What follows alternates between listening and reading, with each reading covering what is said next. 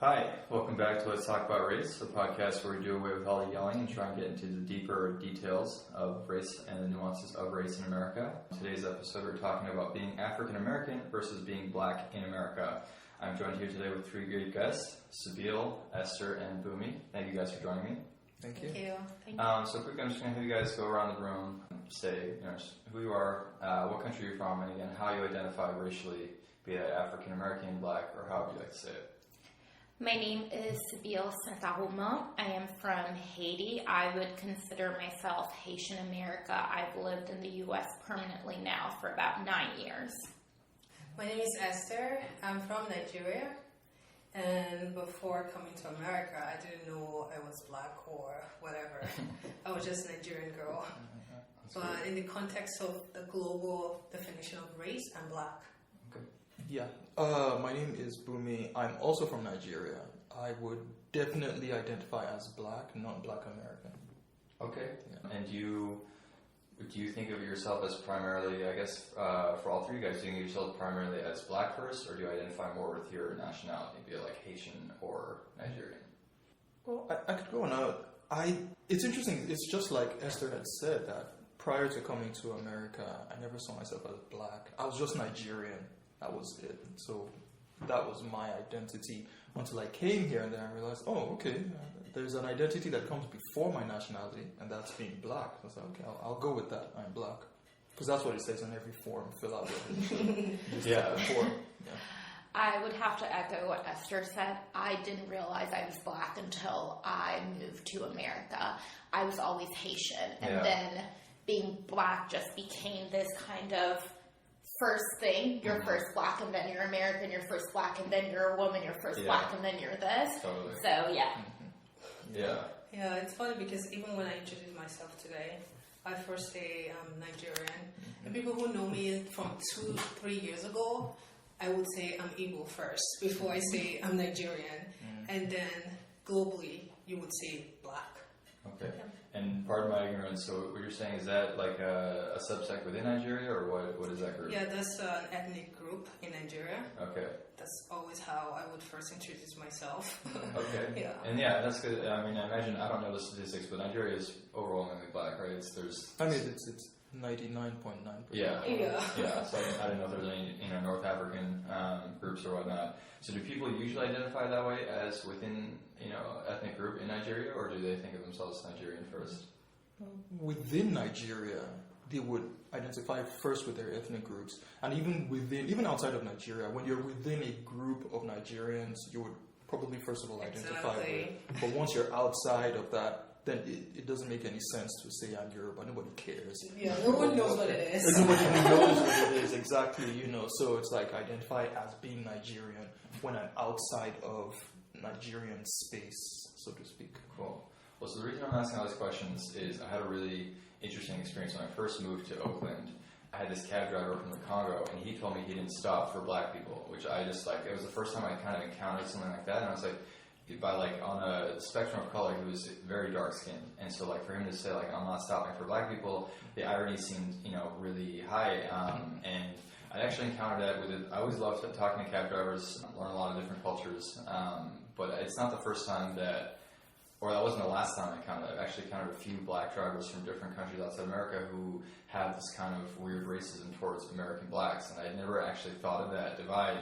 And so the reason why it interested me was because I think that race being a social construct, we create the divides on who's Black, and so for us as Americans, we look at the entirety of African Americans, if you're Caribbean, if you're from any area, as long as you are dark skinned, you are Black, and so I think that within that there's so much segmentation that's worth addressing. So I'd be curious, and I know we talked about this a little bit right before this, but in your home countries, did you guys see examples of racism or colorism within different Black communities?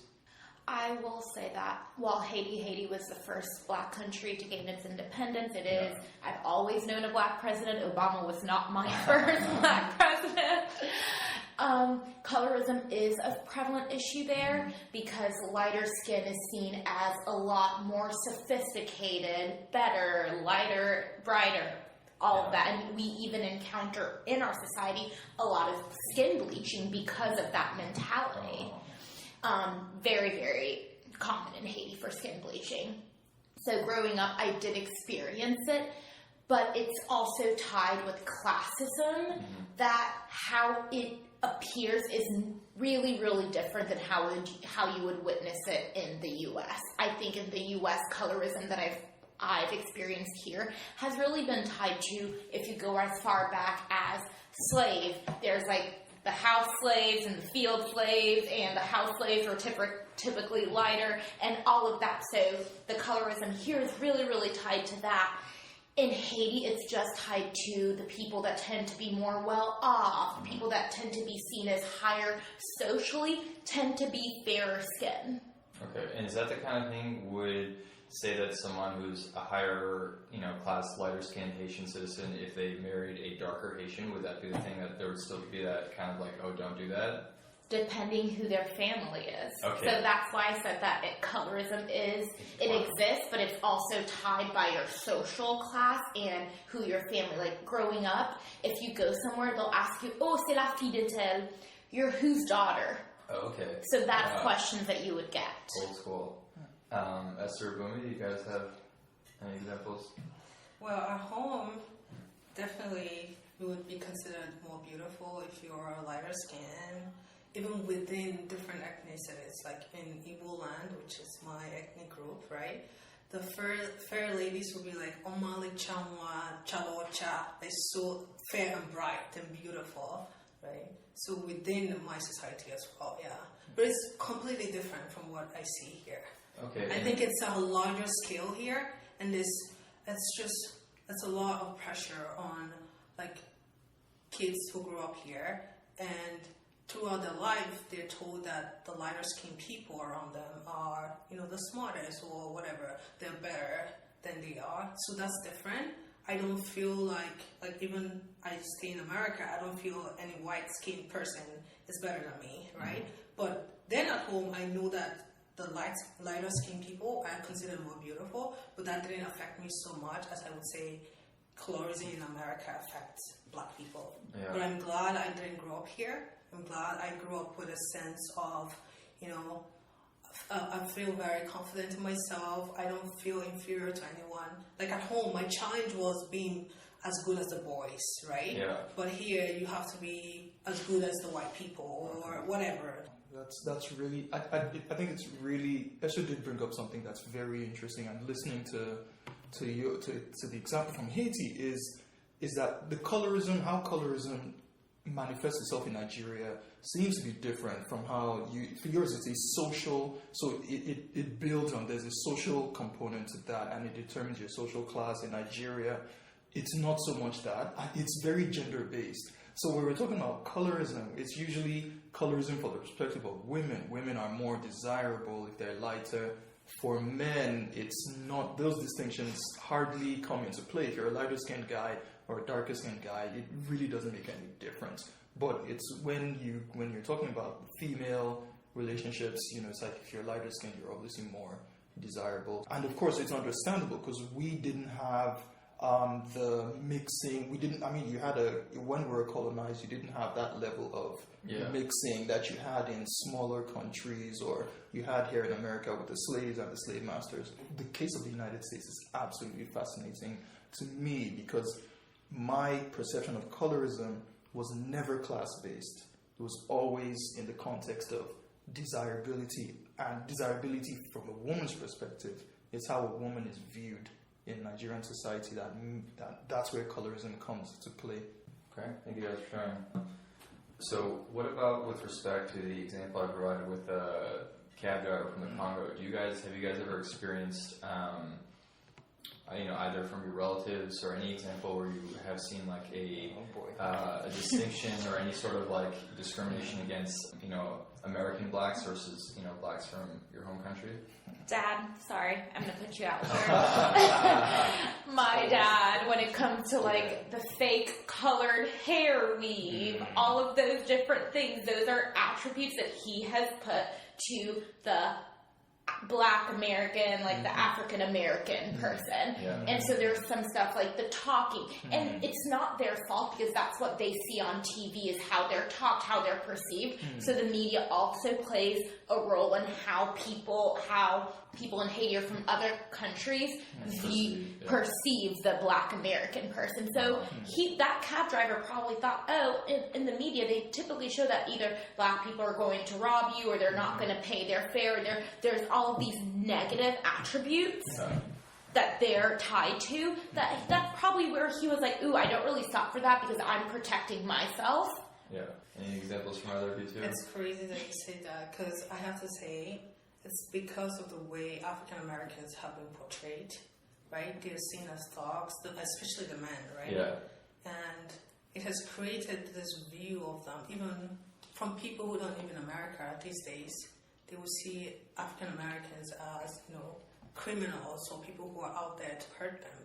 Yeah. I remember my friend's dad who visited from Nigeria and we were going to take the ferry from... Is it in New York he visited? In New York, Okay. he visited New York and we took the ferry to Staten Island and, it was like at 12 midnight and there were a lot of African Americans that were on that train ride. Yeah.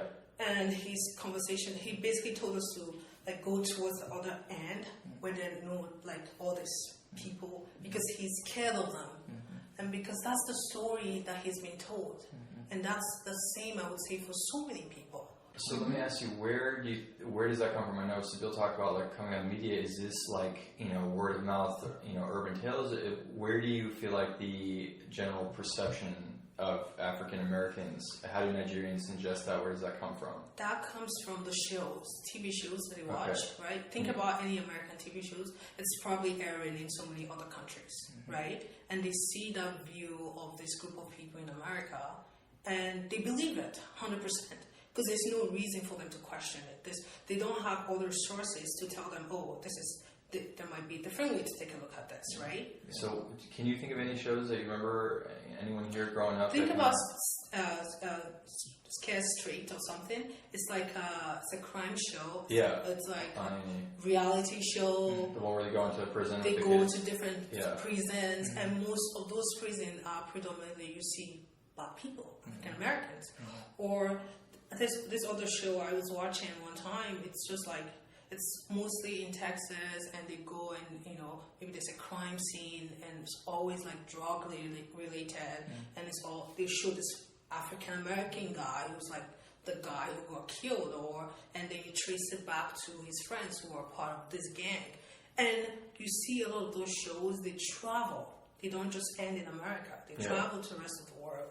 Do you feel like you had, before you came to America, do you feel like you had any fears the way your friend's dad did? No.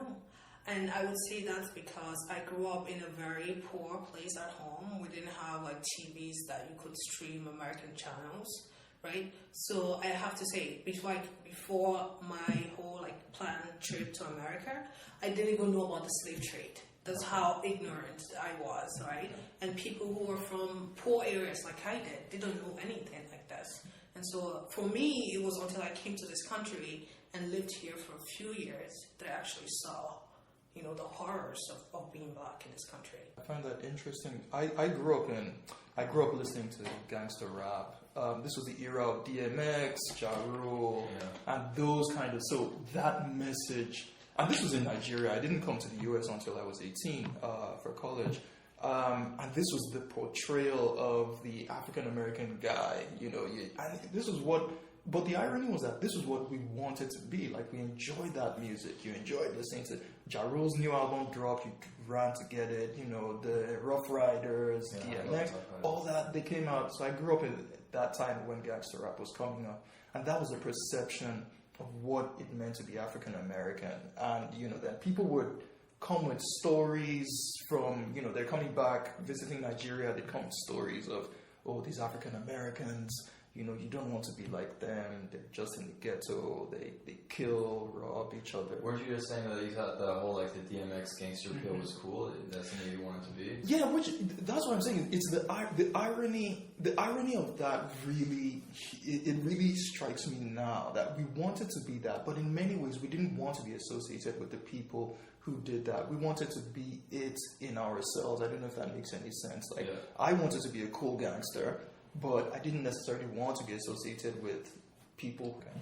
Yeah, I always thought that, just talking about that weird ironic dichotomy, I think the same thing is true with, whites in America with respect to like the whole gangster rap thing. Because I think you'll see, there was a video, I think like 4 years back or 3 years back, where there was a frat at Ohio State and they were using the N-word, and it was like it was a very outright racist thing. Yeah. But those are the same frats that would then, blast Chief Keef in like the most gangster rap. And so it's like there's this kind of like fantasy fulfillment of like that lifestyle with still separation of like, oh, I'm not part of that.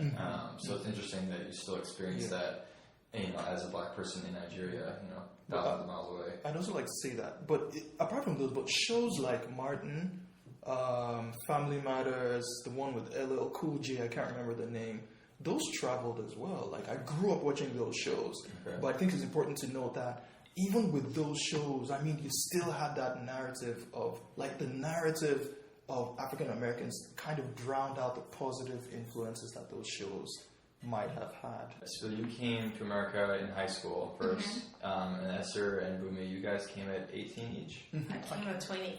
20? Yeah. And you guys all describe growing up in countries where black's not a thing because everyone's black. So can you think of, I'd be very curious, when you came here, your experience, was there the first time where you really felt like, oh, I'm black, and noticing that difference as opposed to growing up in your countries? For me, I would describe my experience in 3 parts. When I came to the U.S. for high school, it was just for a year because I decided that I wanted to actually attend university in the U.S. I wanted to just make it easier for my transcript. So I went to a high school in Rochester, New York for a year. And my only friends there were actually the foreign exchange students from France. So even then, I found myself more attracted to the culture versus ethnicity. They were foreigners, they spoke the same language as me, so I was drawn to them, and some of them were white and some of them were biracial. My second experience was, because after that I moved back to Haiti, and then I moved back to the U.S. at 17 to attend the University of Vermont, where I met you. And that's when I started realizing a bit, because there was not a lot of diversity. I noticed it being the only black woman in certain of my classes. And even most of my friends were predominantly white. But I still made friends that were people of color, and that's where I started understanding the concept of race in America. My third was when I transferred. I transferred to the University of Florida, which is way more diverse. It's still considered a predominantly white institution, but it's still way more diverse than the University of Vermont was. And that's where I saw the division that existed, because there were so many more people. Division between whites and blacks? Yes. Okay. Because there were so many more people that you just saw that, oh wait, I'm going somewhere and all of the black people are hanging out here, and then all of the white people are hanging out there, and then there are the black sororities and black fraternities, and there are the regular or general sororities and fraternities. And while I wasn't the only black person in some of my classes, I still was a minority there. I wouldn't look around and see tons of people that looked like me anymore. But the group of friends that I drew myself to were people that looked like me. So I think when we're put in these situations, we tend to create a community within a community. Yes, I was in America, but I created a community that resembled my one from back home, where I was surrounded by people that looked like me while still infiltrating myself in different cultures and meeting different people. Yeah, totally. Yeah, well, my experience was also in phases. So when I first came into America, I started off at an HBCU, Howard, in DC. So I guess I'll break it out like this. Before I found out I was black in the wider context of America, I found out that I was black separate from black people who were already here in America. Then after graduating, I found out that, I'm actually just black. versus, when thinking about the context of the larger society. So to me, it was such a big shock. I mean, because coming in, I was exposed to American TV. I read, very well, so I kind of had an understanding of race issues in America, but it was very theoretical. Coming into as an undergrad and then interacting with my classmates who weren't African American, I just saw that there's such a huge divide between, just in terms of how we thought, how we spoke, how we interacted with each other. And so I had a roommate, so I remember one specific incident that really stands out. I just coming in, I didn't have much. So I had my mattress on the floor, and one guy comes in and he says, "Oh, you have the mattress on your floor, yeah, just like you do back home in Africa." I was like, no, I actually have beds. I just don't have, I just came, for crying out loud, I don't have enough money to get a bed yet. But that just stood out to me as being that, wow, we really do see each other in very different ways. Who's the we here? Oh, so, Africans versus an African American. Okay. African Americans. That we see each other in such different ways.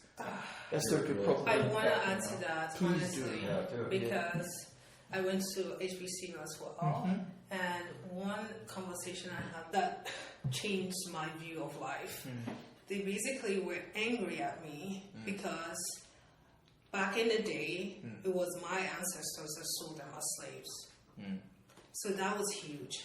So because I experienced a lot of hate sometimes, and I would wonder why, right? For instance, there was some financial aid that regular people would get and I would qualify for, and I wouldn't get it, and I always wondered why.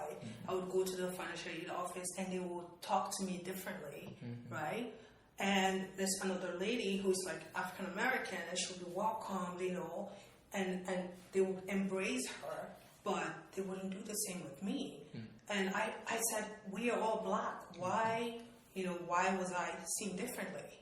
And until I had that conversation with that friend, who basically told me, maybe this is probably like a little bit of the whole story, but the gist is that we sold them to slavery. And I was just telling you, I was totally ignorant of the whole slavery situation. So imagine me being like, sold you to slavery. I was like taken aback by that.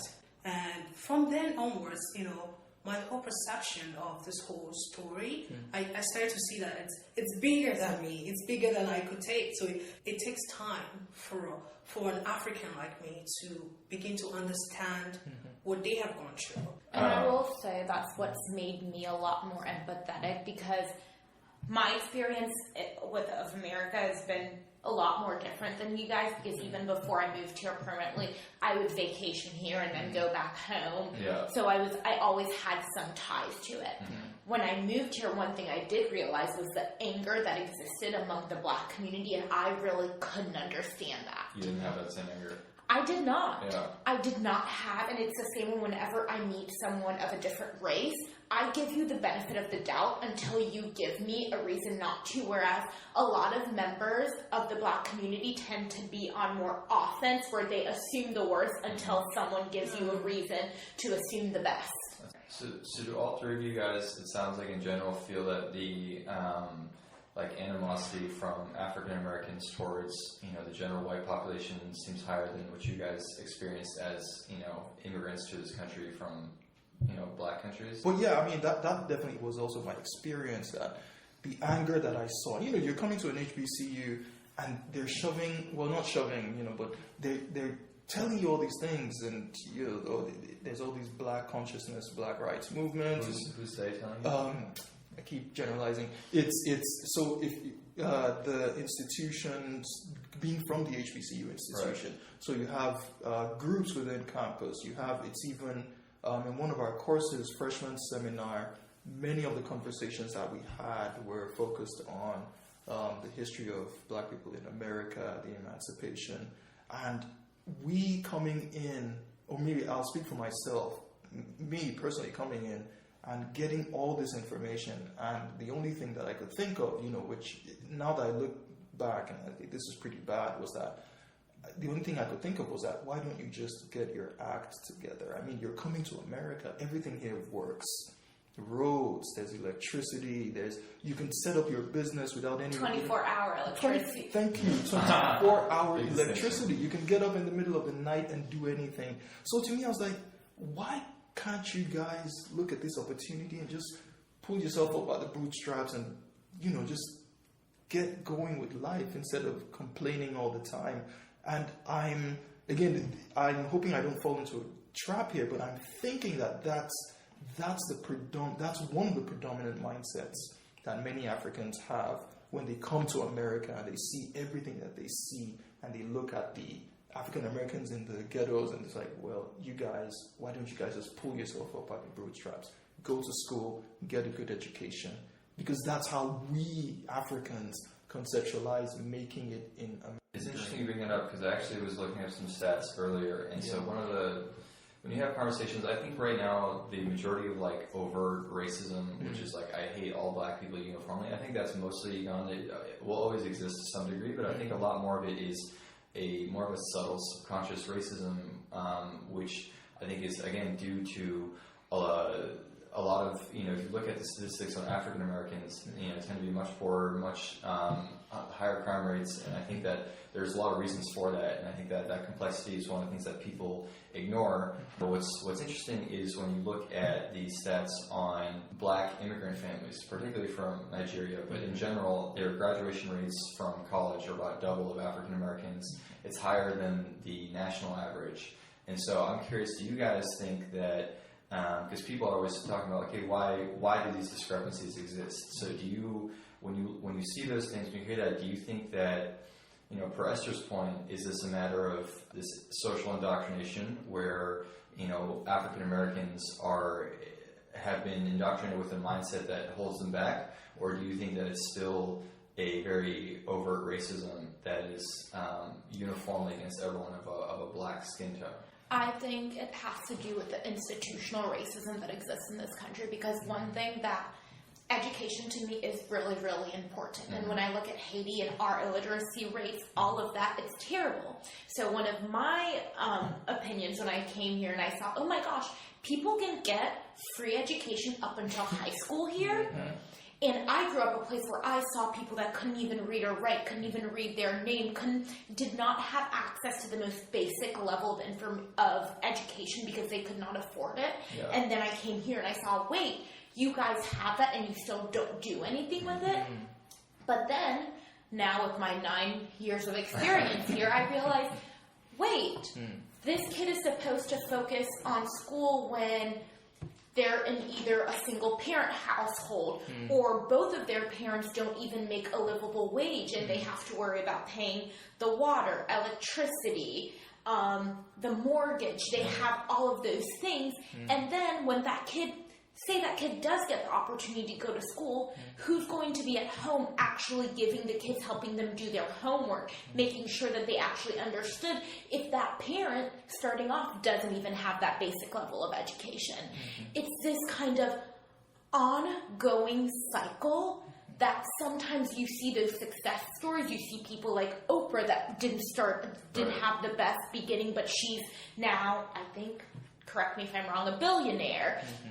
But that's not always the case, because I don't believe the practices in this country have been established for minorities to succeed. So I think recently, it was last year, that Nigerians became the highest earning immigrant group in America. Yeah. And I think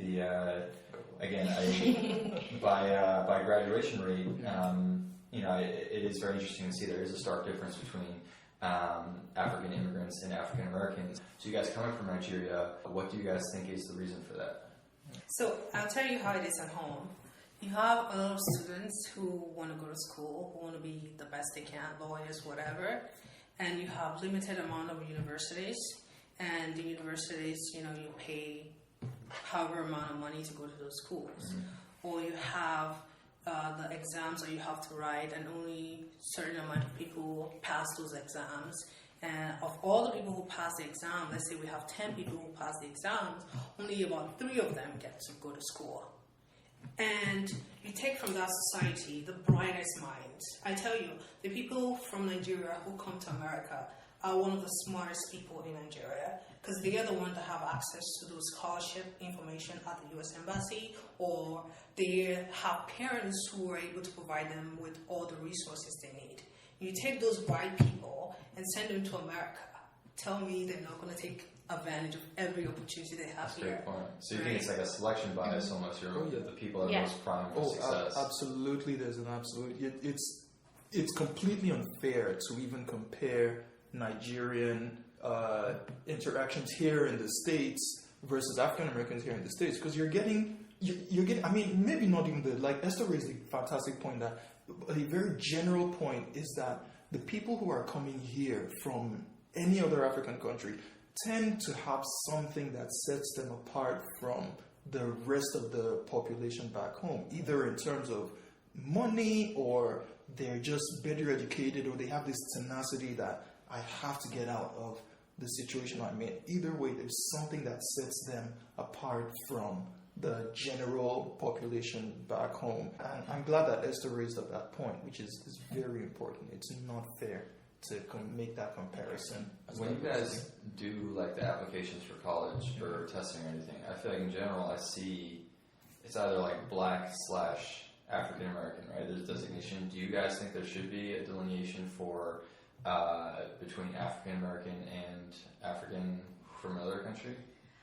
Personally, I don't, because when you're in this country, you're black. Right. People see you as black. People see you as black. You're treated as black. You're black.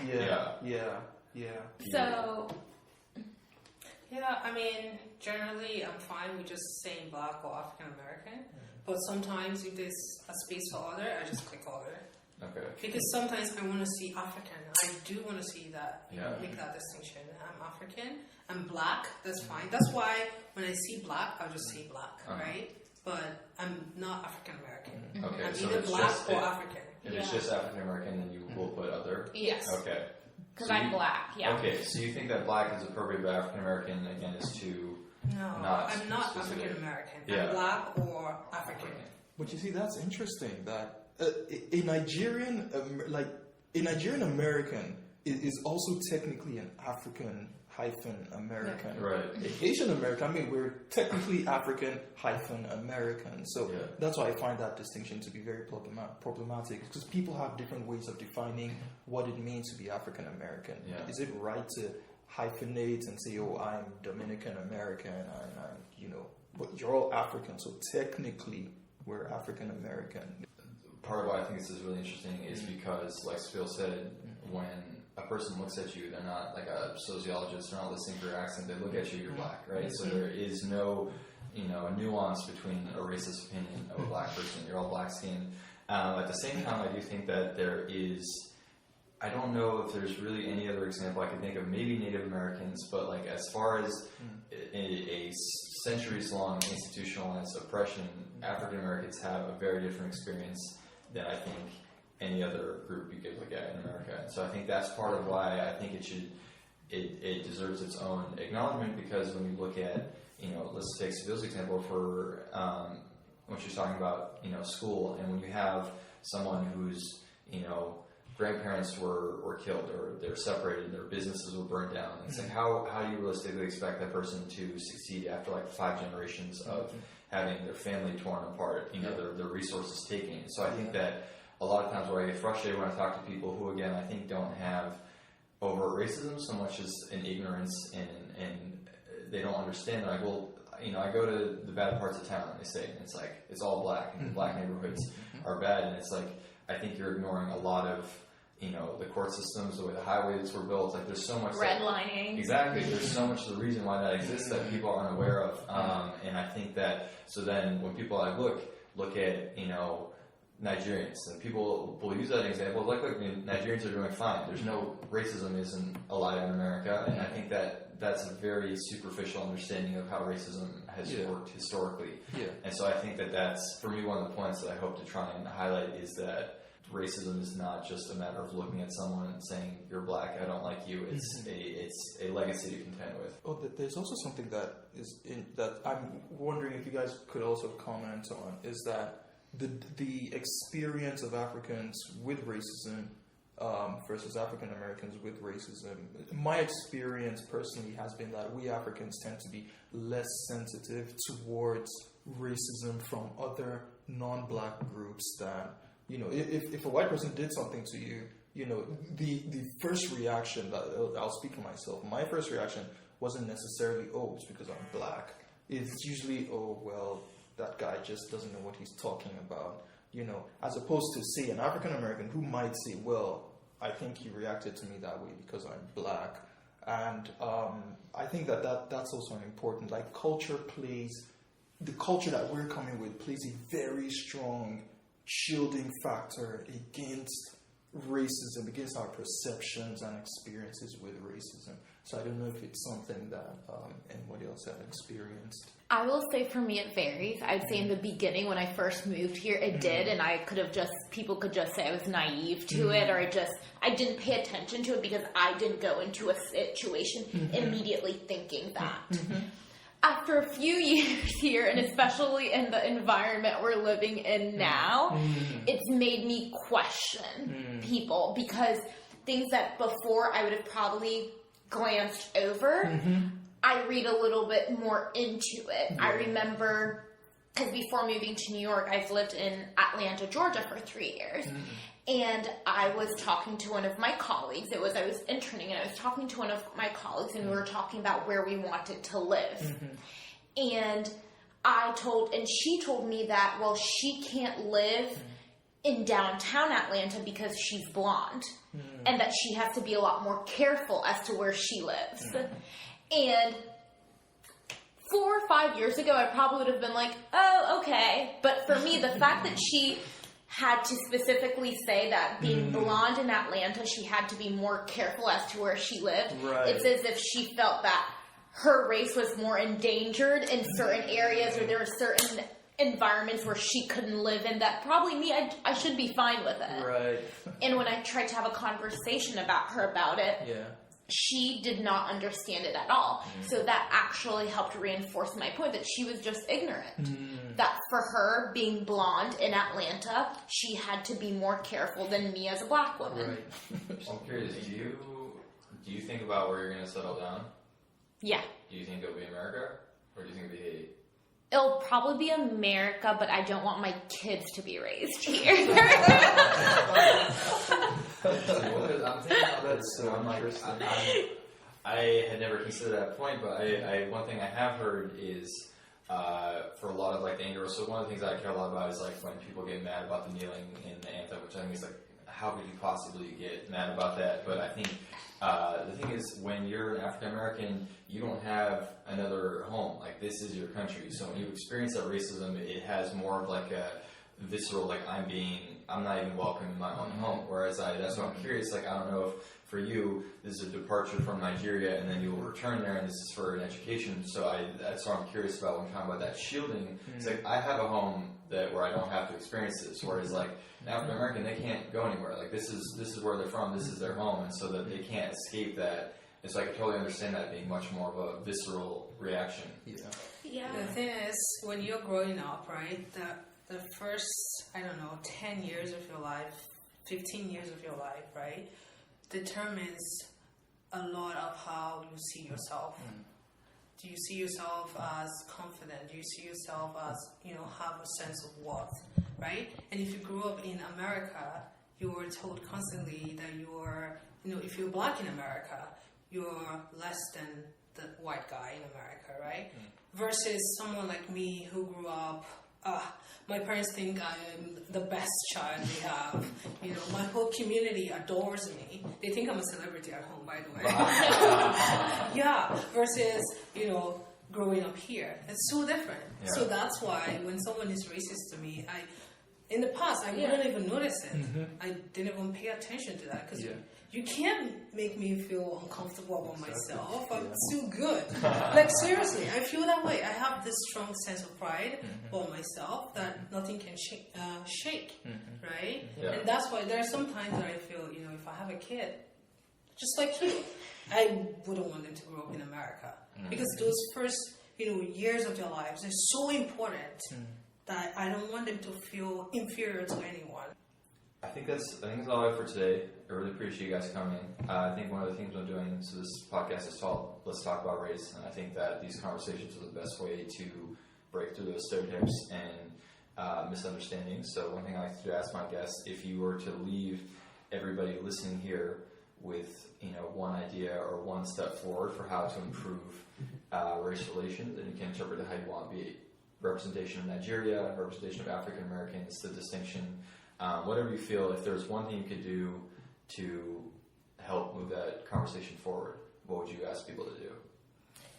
I would say there's a lot of racism that's involved, not just the whites against blacks sort of racism, right? But in schools and institutions, right? I think that people need to recognize it, and people should consciously try to fight racism. Okay. You have to consciously do it, because those preconceptions that you have, it manifests in so many ways. Or it might be like a black girl going to work with her braids and a white colleague saying, "Oh my God, is that your hair? May I touch it?" and all of that stuff. Right? Last summer. Yeah.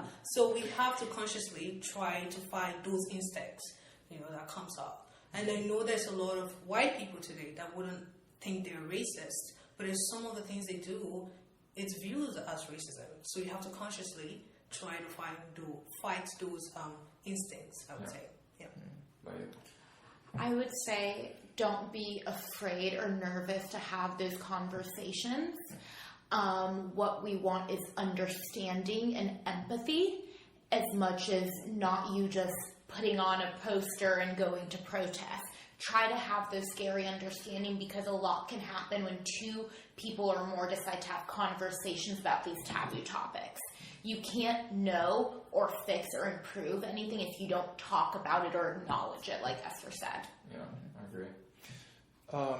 I guess mine would be more specific to looking at the relationships between Africans and African Americans. And I've always been of the opinion, well, now I'm forming the opinion that they just need to be better understanding of both groups and where both groups are coming from. And I think that it's starting to happen. We're starting to have those conversations, but we need more proactive conversations and more proactive steps towards bridging that divide between Africans and African American relationships. Because I feel that if we can come together, it's a very powerful synergy that will be formed and will make a mark on American society in a way a positive mark on American society in a way that hasn't been seen before. So we're essentially the same people, separated by time and circumstances. Absolutely. I mean, I think that's true of everybody across the world. True. We're all basically the same, just some minor differences to really focus on. Absolutely. So that, I think the message here is be proactive, don't be scared, and please continue to have these conversations. Thank you guys for joining me today. Thank you. Thank you. Thank you. This was fun.